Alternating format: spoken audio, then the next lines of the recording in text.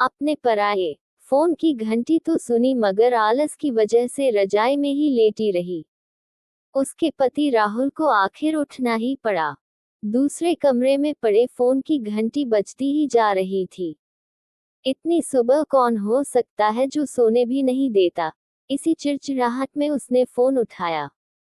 Hello, कौन? तभी दूसरी तरफ से आवाज सुन सारी नींद खुल गई। नमस्ते पापा। बेटा, बहुत दिनों से तुम्हें मिले नहीं, सो हम दोनों 11 बजे की गाड़ी से आ रहे हैं। दोपहर का खाना साथ में खाकर हम 4 बजे की गाड़ी वापस लौट जाएंगे। ठीक है। हाँ पापा, मैं स्टेशन पर आपको लेने आ जाऊंगा। फोन रखकर वापस कमरे में आकर उसने सुनीता को बताया कि मम्मी पापा 11 बजे की गाड़ी से आ रहे हैं और दोपहर का खाना हमारे साथ ही खाएंगे। रजाई में घुसी सुनीता का पारा एकदम 7वें आसमान पर चढ़ गया। कोई इतवार को भी सोने नहीं देता। अब सबके के लिए खाना बनाओ। पूरी नौकरानी बना दिया है। गुस्से से उठी और बाथरूम में घुस गई। राहुल हक्का बक्का हो उसे देखता ही रह गया। जब वो बाहर आई तो राहुल ने पूछा, क्या बनाओगी? गुस्से से भरी सुनीता ने तुनक के जवाब दिया। राहुल चुप रहा और मुस्कुराता हुआ तैयार होने में लग गया, स्टेशन जो जाना था। थोड़ी देर बाद गुस्सेल सुनीता को बोलकर कि वो मम्मी पापा को लेने स्टेशन जा रहा है, वो घर से निकल गया। सुनीता गुस्से में बड़बड़ाते हुए खाना बना रही थी। दाल सब्जी में नमक मसाले ठीक है या नहीं की परवाह किए बिना बस करछी चलाए जा रही थी। कच्चा पक्का खाना बना बेमन से पराठे तलने लगी तो कोई कच्चा तो कोई जला हुआ। आखिर उसने सब कुछ खत्म किया। फुर्सत की सांस लेते हुए सोफे पर बैठ मैगजीन के पन्ने पलटने लगी। उसके मन में तो बस ये चल रहा था कि सारा रविवार खराब कर दिया। बस अब तो आए, खाएं और वापस जाएं। थोड़ी देर में घर की घंटी बजी तो बड़े बेमन से उठी और दरवाजा खोला। दरवाजा खुलते ही उसकी आंखें हैरानी से फटी की फटी रह गई और मुंह से एक शब्द भी नहीं निकल सका।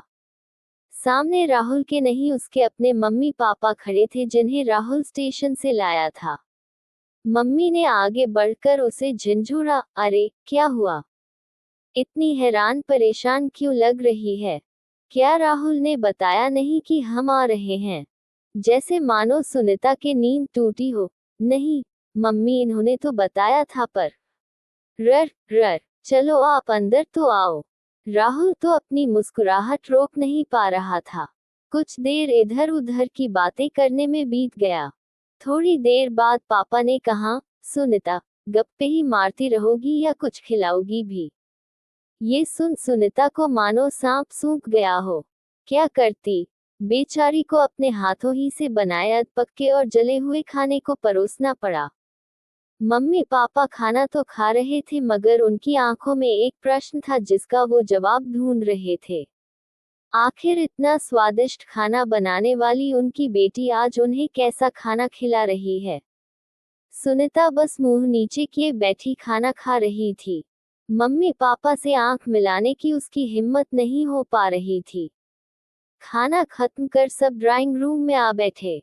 राहुल, कुछ काम है, अभी आता हूँ कहकर थोड़ी देर के लिए बाहर निकल गया। राहुल के जाते ही मम्मी, जो बहुत देर से चुप बैठी थी, बोल पड़ी, क्या राहुल ने बताया नहीं था कि हम आ रहे हैं? तो अचानक सुनीता के मुंह से निकल गया, उसने सिर्फ ये कहा था कि मम्मी पापा लंच पर आ रहे हैं।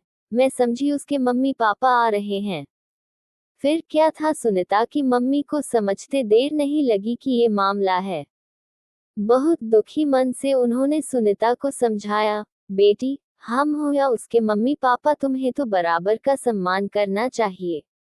मम्मी पापा क्या, कोई भी घर आए तो खुशी खुशी अपनी हैसियत के मुताबिक उसकी सेवा करो।